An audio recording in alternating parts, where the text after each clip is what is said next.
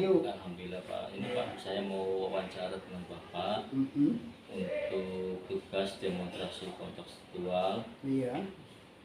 3.1 pengambilan keputusan sebagai berbasis nilai-nilai kebajikan sebagai pemimpin. Iya. Bapak Dr. Andes Haji Sobari selaku Kepala SMP 1 Pabedilan. Iya. Siap Pak Wahyu. Bisa diwawancari Pak? Boleh, silakan, mangga. Ya, ini tentang dilema etika Pak yang sering Iya. kita temui di dalam Bapak sebagai pemimpin di SMP 1 Pabedilan. Yang pertanyaan pertama Pak, bagaimana biasanya untuk menggali situasi yang dapat sebagai dilema etika atau bujukan moral dalam konteks di sekolah Bapak?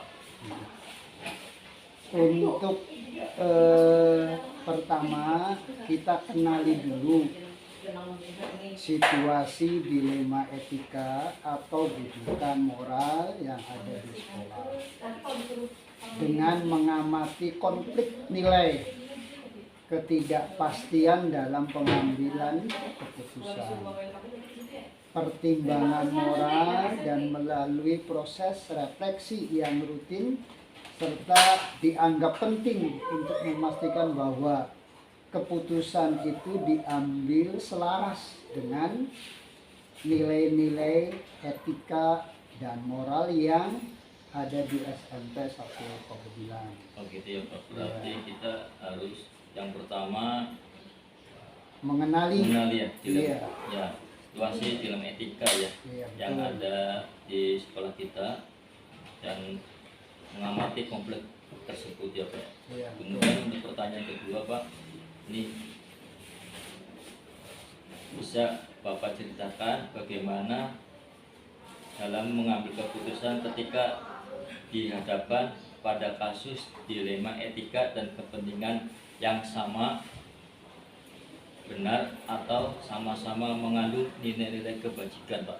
Iya, kita mengambil pendekatan yang serupa ketika kita dihadapkan pada dua kepentingan yang sama-sama benar. Terus kita mengadakan pertemuan dengan tim guru yang ada di SMP 1 Pabedilan, dengan komite sekolah dan juga dengan pihak-pihak yang terkait dengan sekolah. Kita mengadakan diskusi secara terbuka untuk merinci manfaat atau resiko dari setiap opsi yang ada. Baru kita ambil keputusan berdasarkan konsensus dan pada nilai-nilai kebajikan yang sudah kita tetapkan. Berarti Bapak itu mengambil keputusan berdasarkan konsensus ya Pak, bersama ya? Iya, betul. Dengan guru, dengan komite, kemudian pihak dengan pemangku kebijakan yang di atas ada. Bapak ya. Kemudian untuk pertanyaan yang ketiga ini Bapak, apakah Bapak memiliki langkah-langkah atau prosedur khusus yang Bapak ikuti dalam pengambilan keputusan dilema etika? Kemudian bagaimana proses kebiasaannya? Ya, berarti langkah-langkah yang kita ambil dalam pengambilan keputusan dilema etika, yang pertama, kasus akan kita selidiki secara menyeluruh dulu. Kemudian kita mengadakan pertemuan dengan tim guru-guru, semuanya tim pengembang sekolah, dengan komite, dengan orang tua, dan jika diperlukan itu juga dengan murid. Dalam pertemuan itu kita menganalisis semua opsi yang ada. Kita pertimbangkan implikasinya. Baru keputusan diambil berdasarkan diskusi terbuka dan dengan berfokus pada prinsip-prinsip etika atau nilai-nilai yang dianut oleh SMP Negeri 1 Pabedilan. Oh, iya, berarti kita harus ini pengambil keputusan Bapak. Yang pertama, Bapak itu secara menyeluruh ya Pak. Iya. Kemudian mengadakan pertemuan dengan tim guru, ya, komite, kemudian yang lainnya orang tua jika diperlukan yaitu murid. Nah, itu sangat bagus Pak dalam pengambilan keputusan. Nah, untuk pertanyaan keempat ini Bapak, apa yang menurut Bapak lah efektif dalam pengambilan keputusan dalam kasus dilema etika di SMP 1 Pabedilan? Apakah ada pendekatan tertentu yang Bapak temukan berhasil atau tidak berhasil? Jadi untuk efektivitas dalam pengambilan keputusan dilema etika di sekolah kami, kita melibatkan analisis yang sangat mendalam terhadap kasus tersebut. Terus kita temukan atau kita identifikasi masalah inti dari nilai-nilai yang terlibat. Terus kita evaluasi dengan opsi yang lebih baik. Nah, pendekatan ini membantu mereka untuk memilih solusi yang paling sesuai dengan prinsip-prinsip etika dan nilai-nilai yang dianut oleh SMP Negeri 1 Pabedilan. Baik, terima kasih Bapak. Tadi pertama mengidentifikasi yang secara menyeluruh ya Pak ya. Dan nilai-nilai yang terlibat pada kasus tersebut dalam pengambilan keputusan.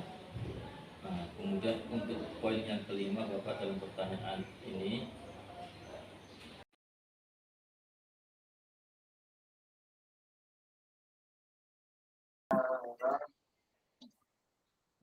Assalamualaikum warahmatullahi wabarakatuh.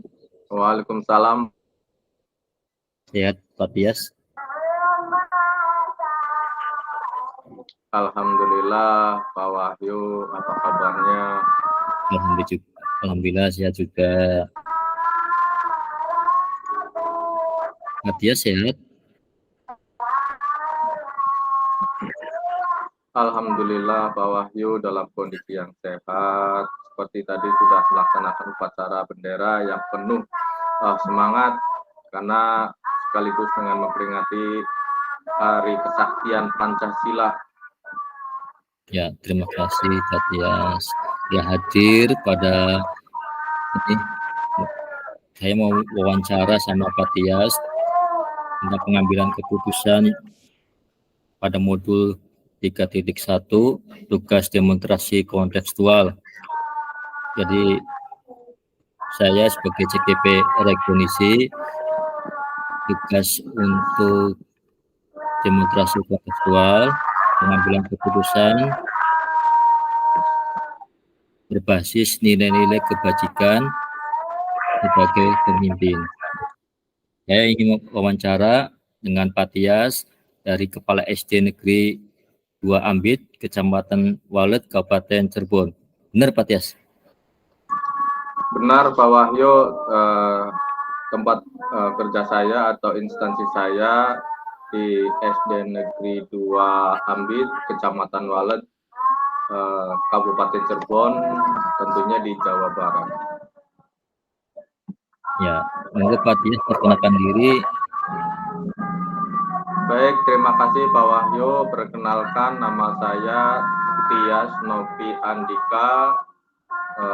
Sekarang bekerja di SD Negeri 2 Ambit sebagai kepala sekolah. Rumah atau tempat tinggal saya masih di sekitaran Kecamatan Walet, lebih tepatnya tetangga kecamatan yaitu di Kecamatan Cilenduk. Demikian perkenalan singkat saya Pak Wahyu, mudah-mudahan bisa dipahami dengan baik. Ya, terima kasih Pak Tias diri tentang identitas Pak Tias. Nama lengkapnya Tias Novi Andika ya. Baik, nama saya benar Tias Novi Andika. Ya, terima kasih Pak Tias. Ya, saya di sini ingin wawancara dengan Pak Tias sebagai Kepala SD Negeri Ambit 2, Kecamatan Walet, Kabupaten Cirebon. Yang pertama, mungkin Pak Tias dalam hal ini sebagai kepala sekolah pernah mengambil sebuah keputusan ya, dilema etika tentang ada baik dan buruknya. Nah, di sini saya ingin mengajukan pertanyaan. Yang pertama, bagaimana biasanya Anda mengenal situasi yang dianggap sebagai dilema etika atau bujukan moral dalam konteks sekolah Anda? Mangga, Pak Tias. Baik, Pak Wahyu, sebelumnya saya minta izin akan menjawab pertanyaan dari Pak Wahyu terkait dengan seputar kegiatan saya di sekolah, terutama terkait dengan bujukan moral dan dilema etika. Biasanya pada saat saya mengenali situasi yang dianggap sebagai dilema atau bujukan moral, saya tentunya mempertimbangkan faktor-faktor. Faktor-faktor tersebut itu yang pertama terkait dengan keberadaan dua pilihan yang sama besar, yang sama benar, tapi sama-sama memiliki konsekuensi yang tidak diinginkan. Itu faktor yang pertama. Terus yang kedua, saya melihat dari faktor tekanan dari berbagai pihak, Pak. Jadi seperti orang tua siswa, guru, staf, masyarakat, dan bahkan pihak-pihak seperti wartawan maupun LSM yang tentunya nanti bisa kita pertimbangkan ya, bila mana nanti itu menjadi sebuah tekanan tersendiri pada saat kita menentukan keputusan yang mengandung dilema etika maupun bujukan moral. Terus faktor berikutnya adalah ketidakpastian tentang informasi yang diperlukan saat membuat sebuah keputusan yang tepat itu. Jadi faktor-faktor tersebut itu tentunya bagi saya sangat dan harus diperhatikan dengan baik dan seksama untuk dapat menemukan keputusan-keputusan yang sekiranya tepat dan bisa dilaksanakan. Seperti pada contohnya seperti ini Pak Wahyu, pada saat kita menghadapi dilema etika atau bujukan moral, saat ada siswa yang harusnya tidak naik kelas, tapi karena ada sebuah dorongan agar seluruh siswa di sekolah saya semuanya naik kelas, otomatis di sini kami akan membuat sebuah keputusan yang kiranya bisa menimbulkan kebijakan atau kebajikan bagi semuanya. Terus kemudian pada saat kita melihat ada siswa yang melakukan pelanggaran, ya kita juga mempertimbangkan dari berbagai aspek. Salah satunya adalah seberapa kuat alasan yang diberikan. Gitu. Terus kemudian saat sekolah berkaitan dengan anggaran-anggaran yang diperlukan, itu tentunya kita juga memperhatikan dampak-dampak yang negatif dari siswa itu. Siswa tersebut, saya ulangi, situasi tersebut itu ada dua yang sama-sama benar, tapi juga sama-sama memiliki konsekuensi yang tidak diinginkan, Pak Wahyu. Oh iya. Seperti siswa yang tidak yang seharusnya tidak naik kelas, tapi kita naik kelaskan, gitu. Jadi di sini kepala sekolah itu memberikan kesempatan kepada siswa tersebut, ya, untuk mengikuti serangkaian ujian yang bisa memastikan siswa tersebut bisa naik dan tidak merugikan siswa tersebut. Jadi siswa tersebut naik tapi dengan kategori dengan pertimbangan yang matang. Begitu, Pak Wahyu. Terus kemudian selain itu kepala sekolah juga mempertimbangkan seberapa besar tekanan-tekanan yang muncul dari berbagai pihak ya dalam membuat sebuah keputusan yang sesuai dengan keinginan mereka. Ya. Contohnya saat ada siswa yang melakukan sebuah pelanggaran dan pada saat kita melihat pelanggaran yang dilakukan siswa itu sebenarnya siswa tersebut itu mendapatkan hukuman yang setimpalnya adalah dikeluarkan. Tetapi saat ada tekanan dari masyarakat atau dari berbagai macam pihak, ini akan mempengaruhi hukuman yang akan diberikan. Tentunya hukuman ini berdasarkan dari pertimbangan nanti bila mana keputusan ini diberlakukan, nasib dan harapan sekolah itu akan seperti apa. Yang terakhir, misalnya terkait dengan kaitan dengan anggaran. Ya kita juga mempertimbangkan dengan keadaan ekonomi siswa. Meskipun sekolah juga sebenarnya membutuhkan bantuan dari para orang tua, tetapi kita juga tetap melihat keadaan-keadaan yang real di masyarakat. Jangan sampai nanti yang sejatinya baik, tetapi ternyata kontradiksi dengan apa yang ada di masyarakat, yaitu masyarakat merasa tidak mampu dalam memenuhi apa yang diminta oleh sekolah. Itu biasanya akan berdampak serius tentunya Pak Wahyu. Dengan mempertimbangkan faktor-faktor tersebut, akhirnya saya bisa memahami situasi yang tepat dan dianggap sebagai mana itu dilema etika dan mana itu butuhkan moral. Gitu Pak Wahyu. Ya. Terima kasih Pak Tias, penjelasannya luar biasa dengan faktor-faktor tersebut. Jadi sesuai dengan regulasi ya Pak Tias. Ya, ini beberapa faktor yang perlu kita pertimbangkan. Ya, pertimbangan tentang dilema etika tersebut ya Pak Tias. Ya, nah ini baik. Ada yang kedua, bisakah Anda ceritakan mengambil keputusan ketika dihadapkan pada kasus di mana ada dua kepentingan yang sama-sama benar dan atau sama-sama mengandung nilai kebajikan? Ya, baik. Terima kasih Pak Wahyu. Saya akan berusaha menjawabnya. Saat kemudian kita dihadapkan dengan kasus baik itu dilema etika maupun rujukan moral, biasanya saya itu melihat beberapa faktor. Yang pertama, nilai dan keyakinan saya, Pak Wahyu. Jadi nilai dan keyakinan saya itu nanti akan menjadi pedoman pada saat saya memutuskan sesuatu. Misal contohnya gini, saat saya percaya bahwa siswa berhak mendapatkan pendidikan yang berkualitas. Sehingga saya itu cenderung akan menciptakan bagaimana saya itu melihat siswa sebagai pihak yang berhak untuk lulus sekolah ataupun naik kelas tanpa melihat kemampuan mereka. Ya tentunya itu nanti ada mekanisme. Tapi yang jelas karena saya melihat bahwa semua siswa itu berhak mendapatkan pendidikan yang berkualitas, semua siswa perlu kita bantu. Terus kedua, konsekuensi dari setiap alternatif Pak Wahyu.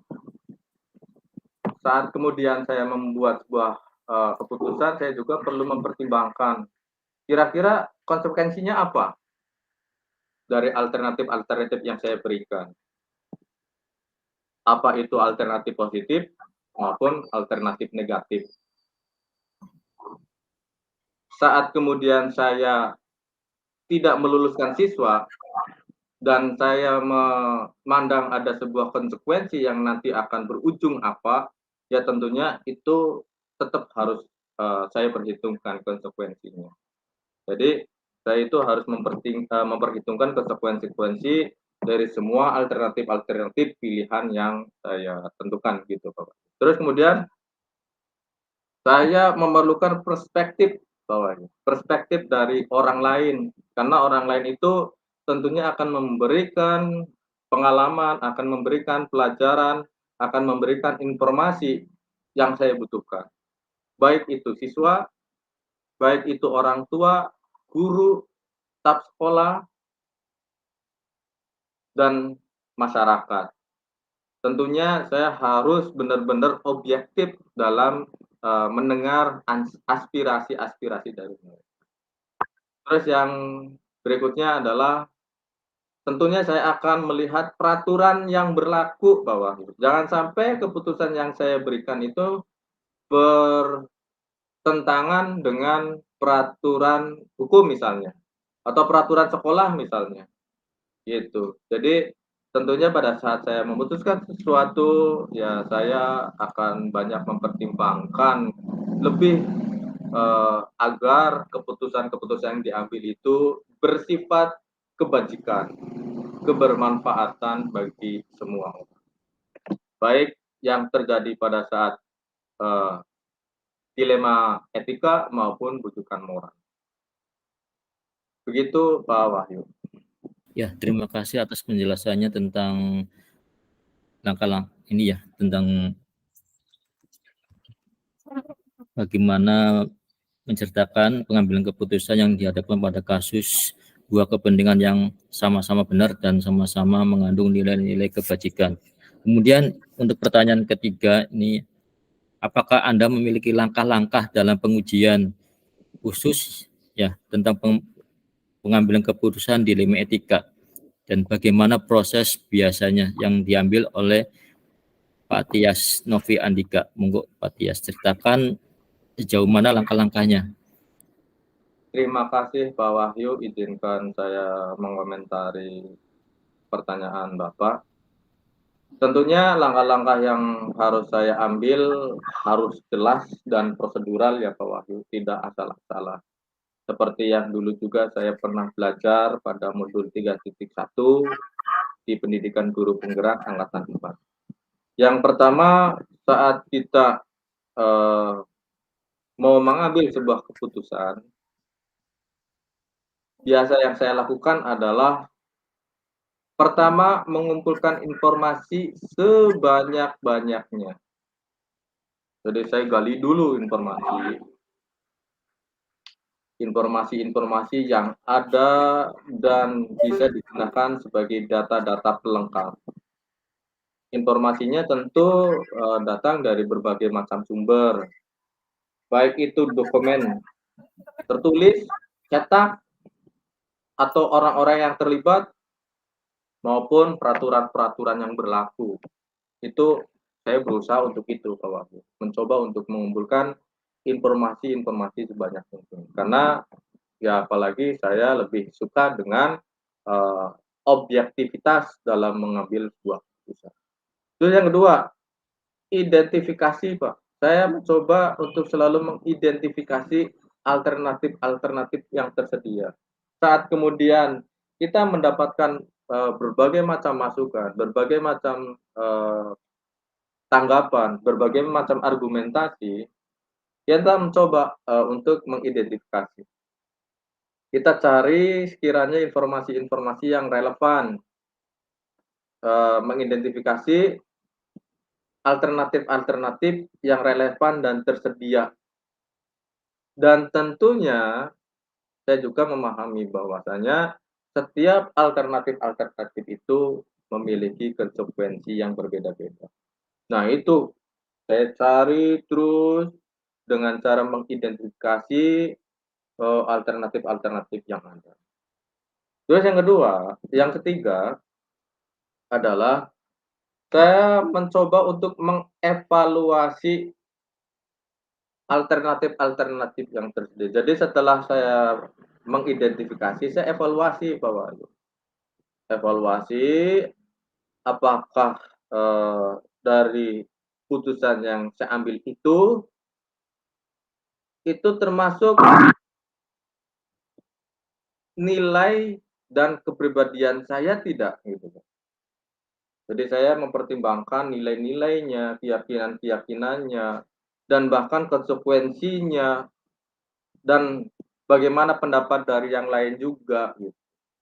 Ya kita terus evaluasi. Apakah mungkin dari keputusan yang nanti akan saya ambil itu salah, ataukah benar, ataukah bermanfaat, ataukah tidak bermanfaat, ataukah mungkin nanti tidak berdampak pada para murid, ataukah akan berdampak pada murid.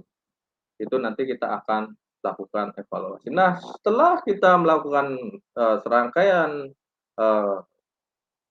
pertimbangan sampai dengan mengevaluasi, barulah kita membuat sebuah keputusan. Ya, membuat keputusan yang didasarkan dengan kecermatan, cermat dari semua yang sudah kita analisis lebih mendalam, objektif, sistematis, kita cermati dan kita coba kembangkan ke arah kebijaksanaan dengan mempertimbangkan semua faktor dan relevansi yang ada. Itu Pak Wahyu. Ya, terima kasih Pak Tias. Berarti langkah-langkahnya luar biasa ya. Dari pertama mengidentifikasi sampai yang terakhir Mengambil keputusan dengan bijaksana ya. Kemudian ya. untuk pertanyaan keempat ini ya. Menurut Anda, efektifkah dalam pengambilan keputusan dalam kasus dilema etika di sekolah? Apakah ada pendekatan tertentu yang Anda tentukan berhasil atau tidak berhasil? Terima kasih Pak Wahyu. Izinkan saya menjawabnya. Pada pertanyaan berikutnya, bahwasannya saat mengambil keputusan, tentunya kita harus melakukan dengan pendekatan yang holistik dan komprehensif. Ya, jadi harus holistik dan komprehensif. Apa itu? Misalkan, apa itu Pak Wahyu? Jadi pertama adalah tentunya saya harus melihat keyakinan dan nilai saya gitu kan. Putusan itu baik atau tidak, benar atau salah, pas atau tidak, bermanfaat atau tidak. Itu pertama adalah nilai dan keyakinan. Kemudian seperti yang tadi, setelah saya mencoba untuk menggali nilai dan keyakinan saya akan mengambil konsekuensi-konsekuensi ya Pak Wahyu. Terus kemudian alternatif-alternatifnya sampai dengan saya melakukan keputusan. Pendekatan ini Pak Wahyu, yang holistik dan komprehensif ini tentunya sangat membantu saya dalam mengambil keputusan dan tanggung jawab dan bahkan pada saat situasi yang sangat sulit. Ini saya sedikit memberi pandangan, pengalaman yang pernah saya lakukan dalam keberhasilan pengambilan keputusan yang terkait dengan dilema etika maupun rujukan moral.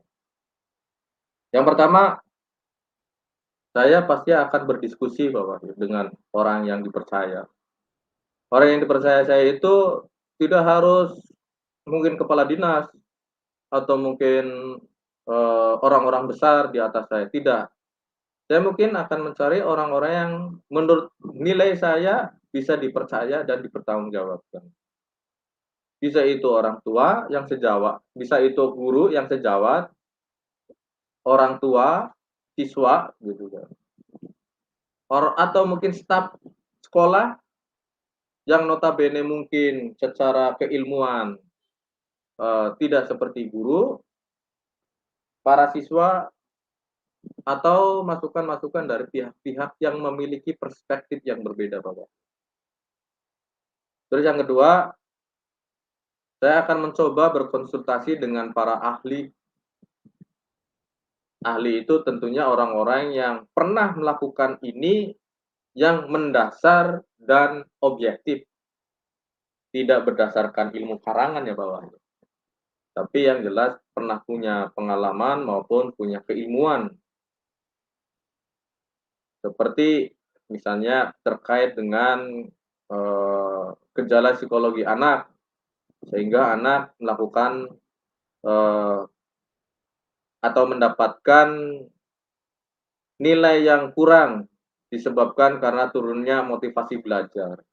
Nah, di situ mungkin saya melihat ada komunikasi yang diperlukan dengan pihak ahli sehingga masalah itu tuntas. bagaimana nanti siswa akan kita datangkan psikolog atau nanti kita akan antar siswa ke psikolog yang dapat membantu siswa ini dalam mengentaskan masalahnya. Kemudian pendekatan yang saya ambil tepat saat itu adalah tentunya saat melakukan atau mempertimbangkan sebuah keputusan, ya kita harus banyak mencoba riset-riset, baik itu riset dari pengalaman sendiri maupun riset-riset yang datang dari sekolah lain. Yang tentunya dari bahan riset itu bisa mendapatkan hasil riset yang komprehensif, yang bisa dipertanggungjawabkan dan tentunya bisa diadaptasi secara langsung gitu ke sekolah saya. Terima kasih Pak Tias. Ya, dalam pengambilan keputusan berarti harus ada dari orang lain ya, misalkan bantuan dari orang lain, dari rekan sejawat maupun dari ahli-ahli ya. Nah, kemudian untuk 5 pertanyaan ini, apa yang menjadi tantangan Pak Tias dalam mengambil keputusan ketika dihadapkan pada dilema etika? Kemudian bagaimana cara mengatasi tantangan tersebut? Menurut Pak Tias gimana caranya? Dari beberapa kasus yang ada di sekolah saya, Pak Wahyu, ada beberapa contoh kasus yang mungkin ini bisa menjawab pertanyaan Pak Wahyu. Yang pertama, kadang dilema etika itu tidak memiliki jawaban yang cukup jelas, Pak Wahyu. Dilema etika ini terkadang tidak memiliki jawaban yang jelas. Karena di lapangan kita melihat dari dua alternatif jawaban itu sama-sama benar, gitu kan? Dan sama-sama dari dua-duanya itu memiliki konsekuensi yang diinginkan maupun tidak diinginkan, gitu Pak Wahyu. Jadi ketidakjelasan, saya itu bingung antara milih ini tantangan. Jadi saya harus benar-benar menggali lebih dalam, mengeksplor lebih dalam. Seperti yang tadi sudah disampaikan, bahwasanya ada faktor-faktor yang perlu kita pertimbangkan dalam mengambil sebuah keputusan. Kemudian Pak Wahyu, kadang di lapangan kita itu mendapat tekanan dari berbagai pihak, baik internal maupun eksternal. Kalau di internal tentunya terkait dengan suka dan tidak suka guru terhadap sesuatu. Dan iklim harmonisasi sekolah itu tidak bisa kita singkirkan kenyataan tersebut. Belum lagi nanti tekanan dari pihak luar, dari orang tua, masyarakat, dan bahkan dari pihak yang tidak kita kehendaki kedatangannya, LS, media-media yang hanya mencari keuntungan semata. Tentunya ini akan menjadi tekanan Pak Wahyu buat saya. Apakah keputusan saya ini nanti akan dipengaruhi oleh keinginan mereka, ataukah saya nanti akan memutuskan berdasarkan nilai-nilai kebajikan yang akan didapatkan dari problematika ini, gitu. Terus kemudian ada nilai ketidakpastian Pak Wahyu. Karena saya itu tidak merasa memiliki semua informasi. Jadi masalah yang datang itu terkadang ada masalah yang baru saya ketahui. Gitu. Jadi pada saat ada masalah yang tidak atau yang belum pernah saya ketahui sama sekali atau belum pernah saya rasakan sama sekali, ya tentunya saya belum bisa memberikan kepastian tentang jawaban-jawaban atau putusan-putusan yang bernilai kebijakan demi keselamatan dan kemaslahatan. Itu. Karena memang keputusan itu bersumber dari ketidakpastian. Gitu. Saya hanya mengambil dari kesimpulan informasi-informasi yang datang dari berbagai macam sumber. Gitu.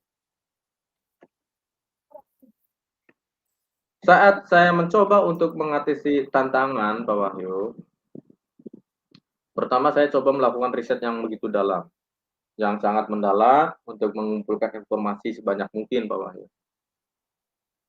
Saya mencari tahu apakah ada keterkaitan dengan peraturan-peraturan yang berlaku, apalagi tentang hukum, atau mungkin berbenturan dengan perspektif orang lain, atau mungkin banyak orang yang menganggap keputusan ini sesuai dengan harapan mereka.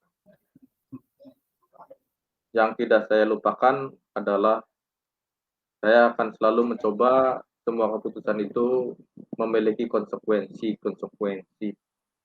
yang berdampak baik yang sekarang maupun di masa yang akan datang. Terus yang kedua, bagaimana sih saya mengatasi tantangan tersebut? Seperti yang tadi saya sebut, saya mencoba untuk selalu berkonsultasi dengan para pihak-pihak lain yang bisa memberikan pandangan-pandangan, yang bisa memberikan argumentasi-argumentasi, yang bisa memberikan perspektif sehingga saya bisa menemukan alternatif-alternatif jawaban yang nanti akan mempengaruhi keputusan yang akan saya ambil. Dan kalau ada keputusan yang dirasa cukup sulit, saya mencoba untuk mendengarkan, saya selalu mencoba untuk mendengarkan hati nurani Pak Wahyu. Saat kemudian saya mentok dengan situasi yang ada, tidak ada alternatif jawaban, tidak ada ahli yang menyampaikan, tidak ada orang yang dipercaya memberikan jawaban yang bertanggung jawab, saya akan kembali pada diri saya sendiri. Selain saya akan memahami nilai dan keyakinan yang saya miliki, saya tentunya akan mengambil keputusan berdasarkan hati nurani. Gitu. Karena tentunya langkah-langkah itu saya yakin akan berdampak pada keputusan yang bertanggung jawab dalam situasi baik dilema positif maupun dilema etika maupun rujukan moral. Habis Pak Tias, langkah-langkahnya luar biasa Pak Tias, tentang tantangannya, tentang cara mengatasinya luar biasa, dengan ada perubahan di dalam diri Pak Tias. Mengambil keputusan itu harus dengan hati nurani terhadap ilmu etika dan rujukan moral dari kasus tersebut ya, Pak Tias. Nah, ini untuk pertanyaan ke selanjutnya, yaitu apakah Anda memiliki jadwal atau takalah tertentu dalam menyelesaikan kasus dilema etika? Kemudian apakah Anda cenderung menyelesaikan segera atau ada prosedur tertentu yang Anda ikuti? Jadi ada jadwalnya Pak Tias. Jadwal takalah ada penyelesaiannya. Ada nggak jadwalnya Pak Tias dalam menyelesaikan kasus tersebut?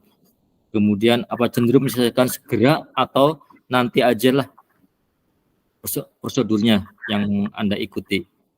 Gimana Pak Tias? Apa saya ulangi lagi pertanyaannya Pak Tias? Boleh. Iya. Jadi misalkan Pak Tias kan memiliki kasus ini dalam menyelesaikan masalah tersebut. Apakah ada penyelesaian itu ada jadwalnya, apa langsung segera diselesaikan pada saat itu juga? Ya, baik Pak Wahyu, terima kasih sebelumnya. Saya mencoba menjawab Pak Wahyu. Seperti yang tadi saya sampaikan bahwasanya nilai-nilai yang harus disiapkan dalam membuat atau mengambil keputusan itu harus mendalam ya Pak Wahyu. Tentunya didasarkan dari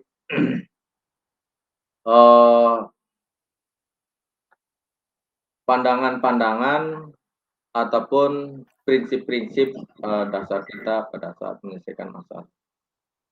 seperti ketidakjelasan, ya kan, terus kemudian tekanannya, dan kemudian ketidakpastian, gitu ya.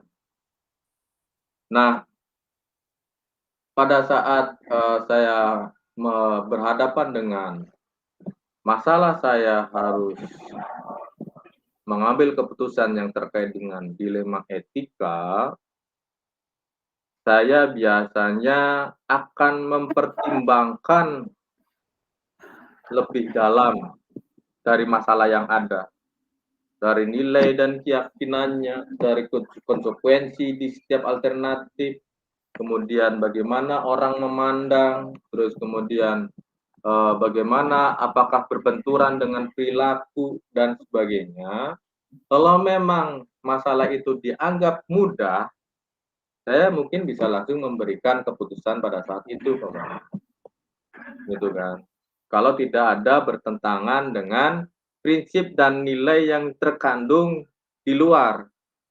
Misalnya apakah itu bertentangan dengan peraturan yang berlaku, atau mungkin dengan pihak lain, masyarakat atau apa, atau mungkin berkaitan dengan pengembangan sekolah itu sendiri. Gitu. Kalau memang itu saya lihat dan ketahui bahwa adanya sebuah kepastian dari pengalaman yang pernah saya dapatkan, baik dilakukan dari riset maupun ke pengalaman komprehensif atau data-data yang bersumber dari orang lain, ya saya tentunya akan langsung menyelesaikannya pada saat itu juga. Tetapi kalau misalnya itu bertentangan, ya tentunya nanti akan saya pertimbangkan apakah berbenturan, apakah ada konsekuensi, ya kan, apakah berbenturan dengan nilai-nilai saya, gitu. Kalau memang ada, ya tentunya nanti saya lihat dulu. Kalau hanya permasalahannya berbenturan pada diri saya, ya tentunya saya mungkin akan menggali nilai-nilai dan keyakinan saya lebih mendalam.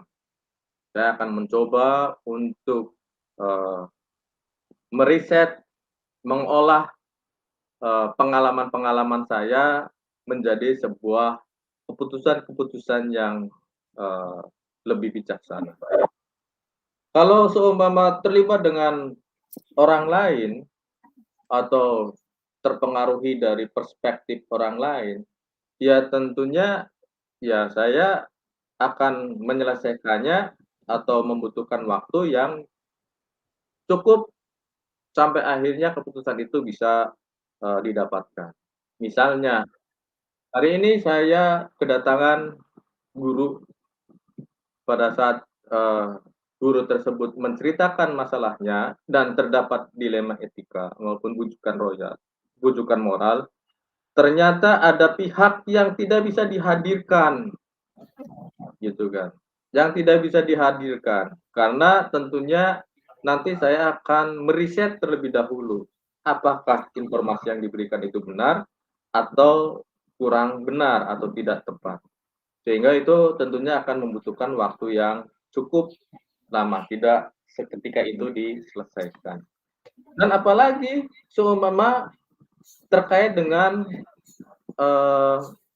konteks peraturan hukum, yaitu nanti kita akan lebih berhati-hati dalam memutuskan dan bahkan bisa terselesaikan begitu lama sampai kita mendapatkan kejelasan yang pasti terkait dengan hukum-hukum yang terkait pada pengambilan keputusan nanti.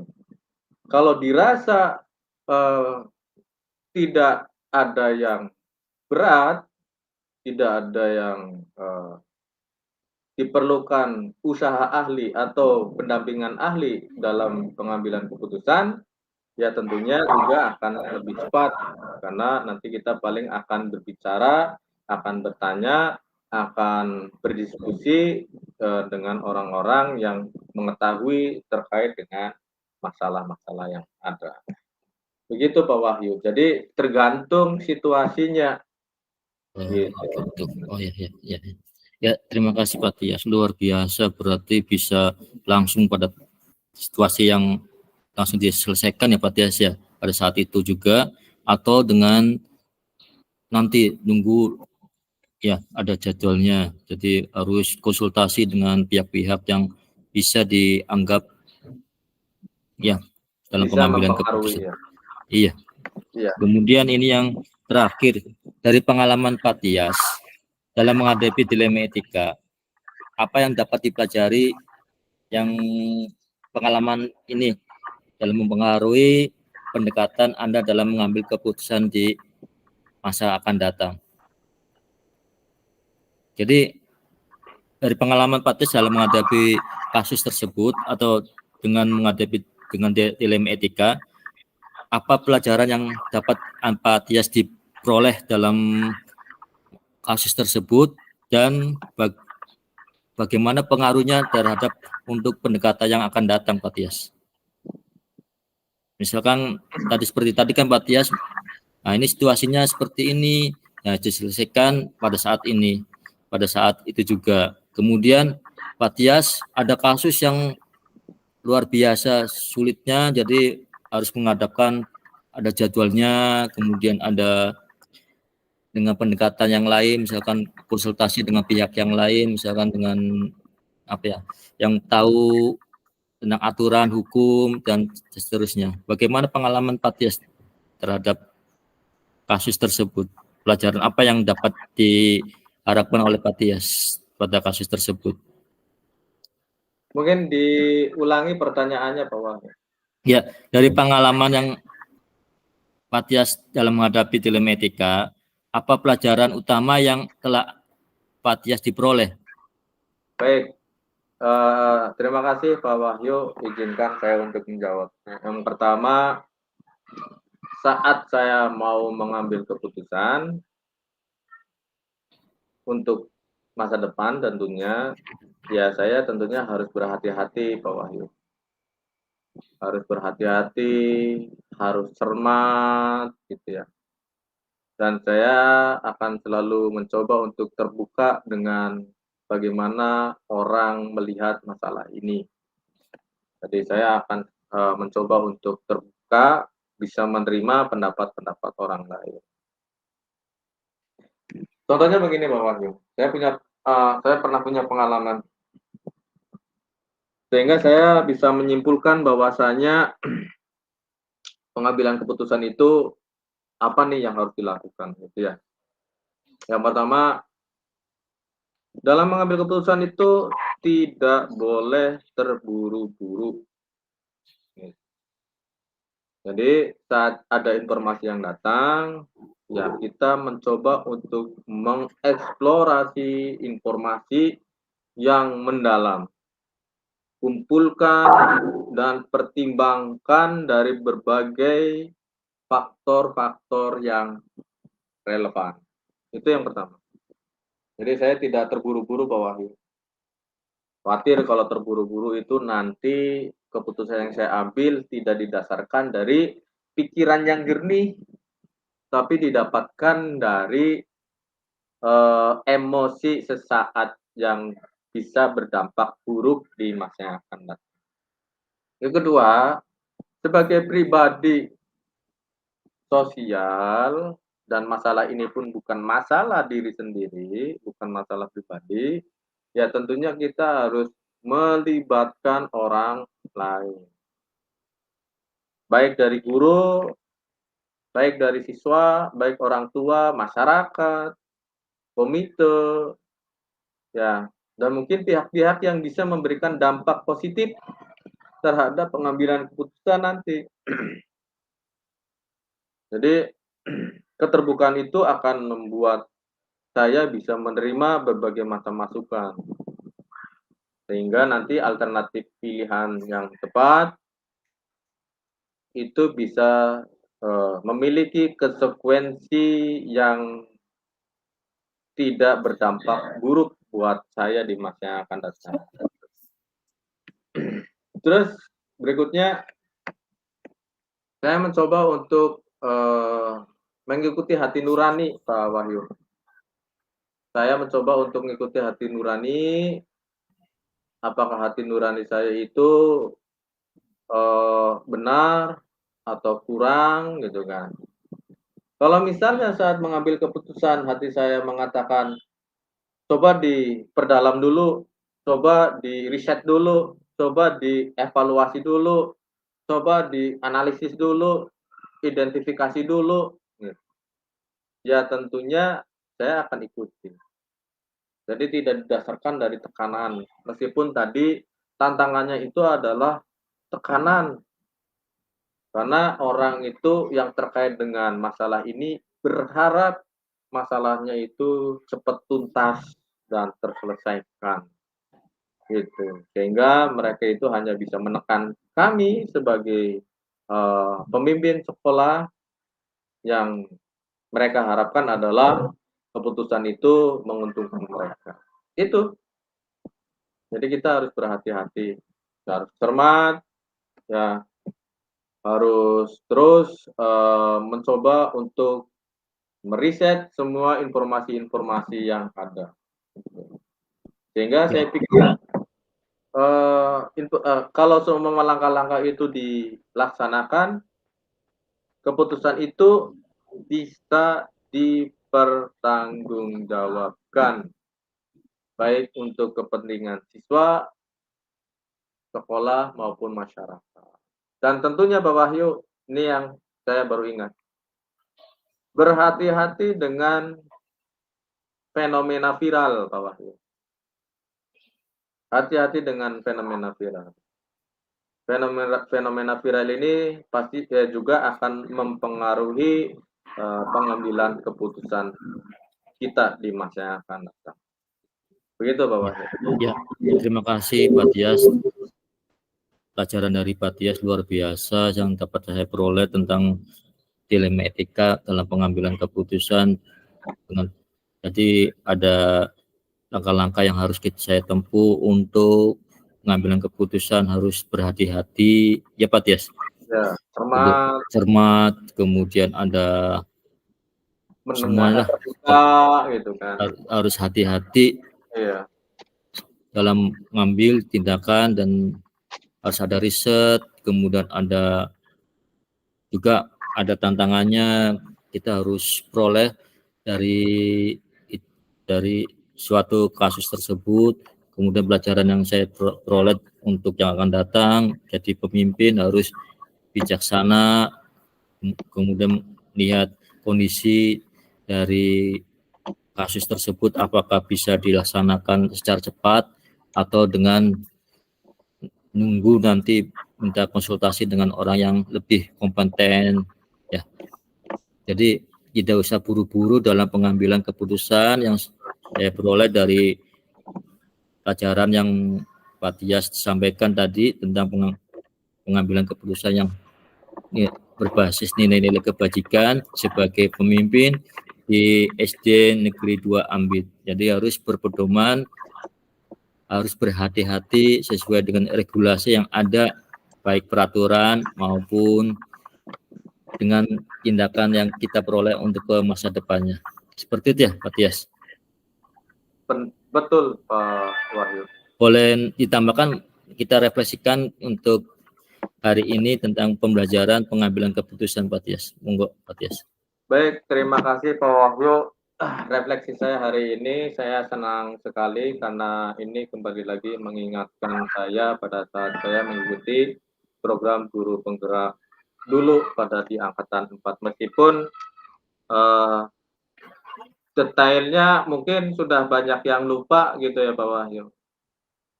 Karena yang kalau saya tidak salah ingat itu ada 9 langkah pengambilan keputusan. Dan menurut saya, berdasarkan pengalaman saya Pak Wahyu, materi ini itu sangat bermanfaat sekali buat saya, terutama yang saat itu saya menjabat sebagai kurikulum Pak Wahyu sebelum jadi kepala sekolah. Jadi saat itu saya mendampingi kepala sekolah dalam pengambilan keputusan di sekolah. Dengan cara-cara yang ada, dengan cara-cara yang sistematis, objektif, yang bisa dipertanggungjawabkan, itu membuat saya bisa mengambil keputusan yang lebih baik buat diri saya, siswa, masyarakat, dan orang tua, tentunya untuk hari ini dan di masa yang akan datang. Nah, pelajaran hari ini atau refleksi yang saya dapatkan ini, saya mungkin akan lebih berusaha untuk berhati-hati dalam mengambil sikap pada saat saya mau menentukan keputusan, mau mencermati, mau mencoba untuk mendengar, gitu.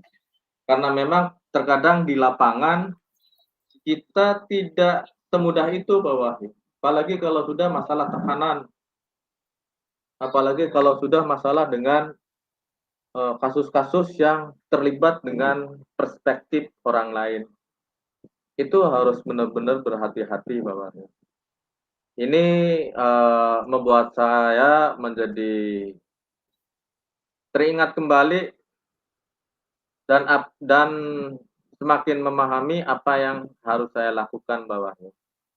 Jadi saya sangat berterima kasih dari wawancara ini membuat saya jadi semakin kembali mengingatkan bahwa pengambilan keputusan itu jangan tergesa-gesa, gitu.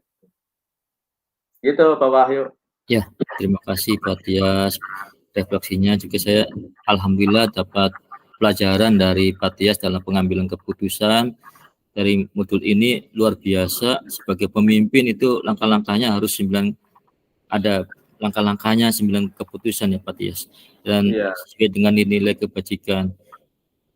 Dan saya belajar dari Pak Tias untuk pengalaman-pengalaman yang di lapangan, harus pengambilan keputusan, tidak usah terburu-buru, tidak usah dengan hawa nafsu atau emosi. Kita harus pertimbangkan masa-masa untuk mengambil keputusan yang paling bijak buat orang tersebut atau murid tersebut ya untuk melangkah ke depannya. Ya, terima kasih Pak Tias atas wawancara hari ini tentang pengambilan keputusan yang berbasis nilai-nilai kebajikan sebagai pemimpin. Dari saya Syukupia Bidwakidaya. Assalamualaikum warahmatullahi wabarakatuh. Waalaikumsalam warahmatullahi wabarakatuh. Terima kasih kembali Pak Wahyu. Salam sehat dan salam bahagia. Terima kasih Pak Tias.